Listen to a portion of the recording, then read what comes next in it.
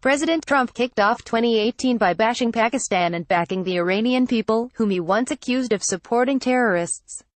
The United States has foolishly given Pakistan more than $33 billion in aid over the last 15 years, and they have given us nothing but lies, deceit, thinking of our leaders as fools.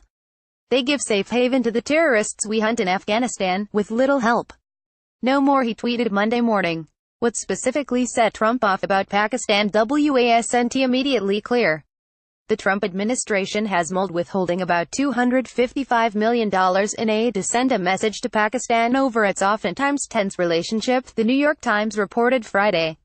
Evan Vuchop, the president, last August demanded Pakistan change immediately its practice of giving safe haven to terror groups including the Taliban, which have assaulted U.S. forces based in neighboring Afghanistan. In October, Pakistan seemingly heard the call, launching a raid on the Taliban-tied Haqqani network. Pakistani security forces rescued American hostage Caitlin Coleman, her Canadian husband, Joshua Boyle, and their 3 children born during the 5 years they spent in captivity. After the rescue, President Trump labeled it a positive moment for our country's relationship with Pakistan. The Pakistani government's cooperation is a sign that it is honoring America's wishes for it to do more to provide security in the region, he said in a statement. But U.S. officials were later miffed when Pakistan's government wouldn't allow them access to a Haqqani militant captured in the raid, according to the New York Times report. Trump, who's currently staying at his Mar-a-Lago resort in Florida, also doubled down on his support of protests in Iran, which have been ongoing for 5 days. He's regularly condemned the Obama-era nuclear deal with Iran, which lifted some economic sanctions against the nation. Iran is failing at every level despite the terrible deal made with them by the Obama administration. The great Iranian people have been repressed for many years. They are hungry for food, for freedom. Along with human rights, the wealth of Iran is being looted. Time for change, Trump tweeted. At least a dozen people have died in the rallies against Iran's authoritarian regime, state-run TV reported early Monday.